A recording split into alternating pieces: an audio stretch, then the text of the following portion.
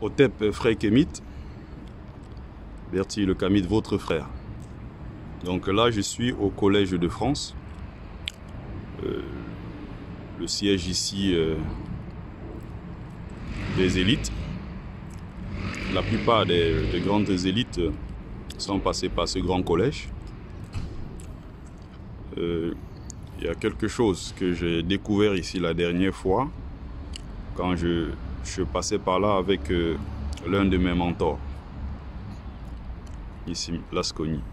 Je l'ai découvert et là je suis encore de passage. Je me suis dit, je vais faire un tour par là pour voir. Tout a été entièrement, on va dire, rénové. Donc pour les Kémites, il est important de le savoir. Ce que nous avons de plus puissant chez nous, je ne peux pas aller de plus près. Hein. Je ne peux pas aller vraiment aux gens, on va dire, je dis au plus près pour filmer et vous montrer en fait. Je ne peux que le prendre en vidéo comme ça à distance. Covid oblige. Donc ce n'est pas accessible au public. Donc regardez ici ce qu'on appelle le symbole. Ce que nous avons de plus important chez nous, c'est-à-dire les grands rois, les grands pharaons, les grands empereurs qui ont régné en Afrique.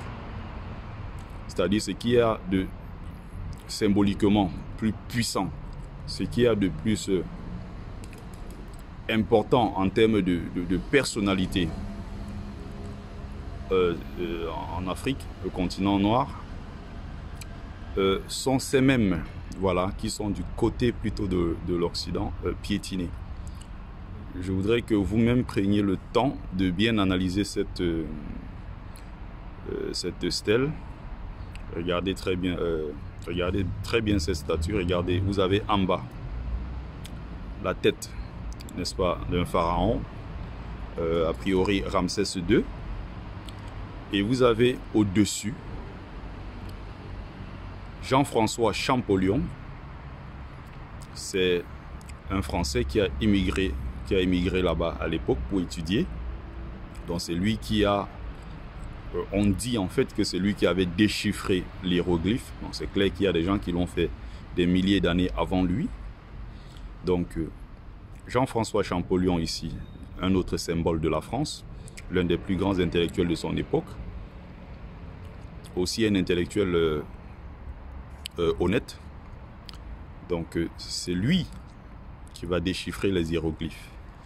Et du de l'Europe, regardez ce qu'ils en font. Quand vous regardez cette image, qu'est-ce que ça vous inspire? Quand vous regardez cette image, qu'est-ce que ça vous dit en fait? Ça devrait vous parler ce genre d'image, c'est-à-dire que on a soit un explorateur, quelqu'un qui allait étudier l'histoire de l'Égypte antique, qui est célébré du côté de l'Europe, qui est en train de piétiner, le voilà, en train de piétiner la tête de ce qu'il y a de plus important, de plus symbolique, de plus puissant en Afrique, appelé ici les pharaons. Ça pourrait être aussi des empereurs, des rois et autres. Donc quand on monte au niveau de la hiérarchie, au-dessus des pharaons en Afrique, ou bien des rois et empereurs, il y a uniquement la femme, c'est-à-dire la reine-mère, qui est au-dessus de tout. Donc vous avez là notre symbole qui est piétiné. Il faut bien voir ça. Il y a beaucoup d'éléments derrière, il y a beaucoup de choses à dire derrière, il y a énormément de choses à apprendre derrière. Mais je tenais à vous le montrer. Voilà, je tenais juste à vous le montrer.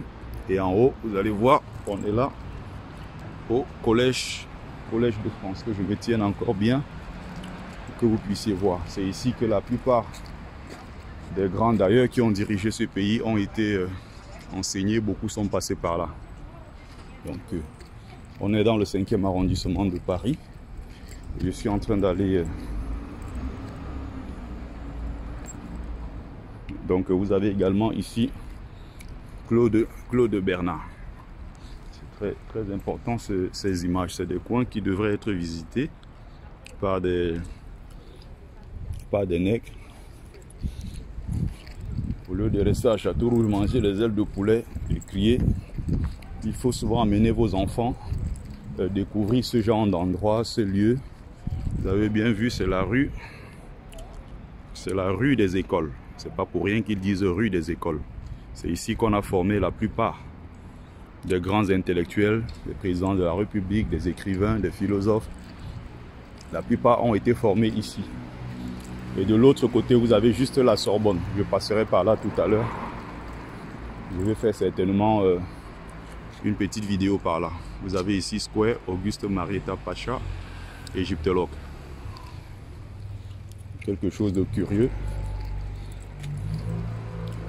C'est les autres qui sont tous spécialistes de l'Égypte antique. C'est les autres qui partent faire des fouilles en Afrique, des fouilles archéologiques et tout. On ne comprend pas pourquoi. Bon, c'est aussi peut-être parce que l'Occident en soi est ce qu'on appelle un désert archéologique. C'est peut-être pour ça qu'ils s'orientent systématiquement vers l'Afrique. Donc là, vous avez Ronsard, l'un des grands poètes de l'histoire de ce pays. Voilà. Je trouve ça très beau. Vous voyez comment on valorise, vous voyez comment dans les grands pays, ils valorisent leurs penseurs. Vous avez des rues Ronsard, les rues Général de Gaulle, les rues, parlant des intellectuels ici, Général de Gaulle, il n'en est pas un, c'est un militaire. Je veux plutôt parler ici des intellectuels. Vous avez les rues Camus, vous avez les rues Rousseau, en fait tous les grands penseurs, les philosophes, tout ce que vous voulez, on leur a rendu cet hommage là. Et là je suis dans un quartier mythique, et je vais vous faire découvrir quelques petits trucs bientôt, dans quelques minutes. Voilà.